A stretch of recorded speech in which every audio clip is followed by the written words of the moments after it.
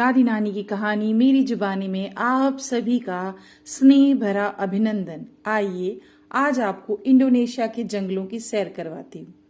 Indonesia ऐसा देश है जहाँ हजारों द्वीप हैं। इसकी राजधानी जकार्ता है।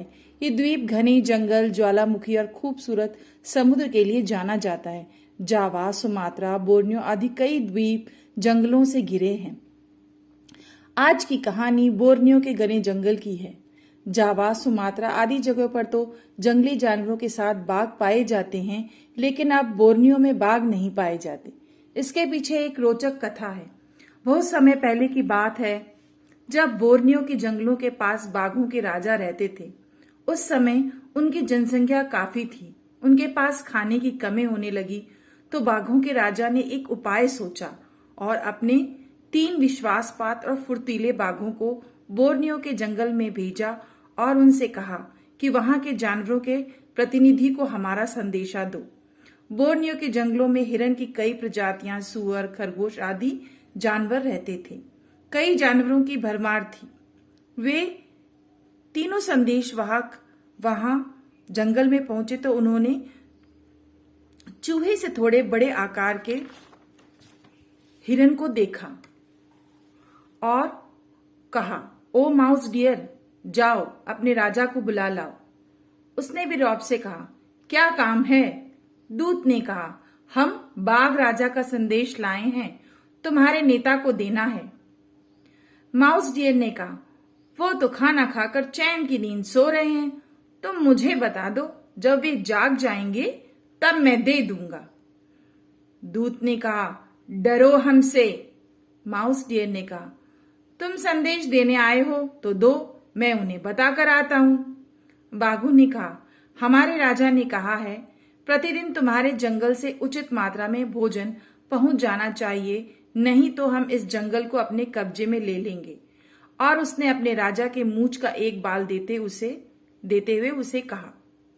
माउस डियर ने कुछ सोचा और जंगल के पीछे दौड़ पड़ा और मन ही मन सोचने लगा, इन बड़े और ताकतवर जीवों की मनमर्जी हम छोटे और कमजोर जीवों को ही परेशानी में डालती है।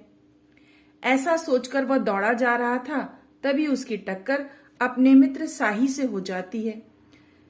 साही उसे देखते ही पूछता है, अरे कहाँ जा रहे हो इस तरह परेशान होकर? माउस डियर ने सारी बात उसे बता दी और कुछ सोचते हुए कहा, मित्र, क्या तुम मुझे अपना एक पर दे सकते हो? साही ने कहा, क्यों नहीं, और उसने खुशी खुशी एक पर उसे दे दिया। अब माउस डियर अपनी योजना बनाने लगा। करीब 2-3 घंटे बाद खा पीकर वह बाघों के पास पहुंचा। बाघन उसे देखते ही गुर्राते हुए कहा, इतनी देर लगा दी? माउस डियर ने कहा, क्या करता, मेरे राजा सो रहे थे, उनके जागने का इंतजार किया। और पता है तुम्हें, अरे वे बहुत गुस्से वाले हैं, कच्ची नींद में जगा देता तो मैं ही मुसीबत में फंस जाता, तुम्हारा क्या जाता। अच्छा, रहने दो ये बेकार की बातें। हमारा संदेशा दिया था या नहीं? दिया ना। क्या कहा तुम्हारे राजा ने? हमारे बाघ राजा के बाल को देखकर जी क्या? साफ साफ बताओ, क्या कहना चाहते हो?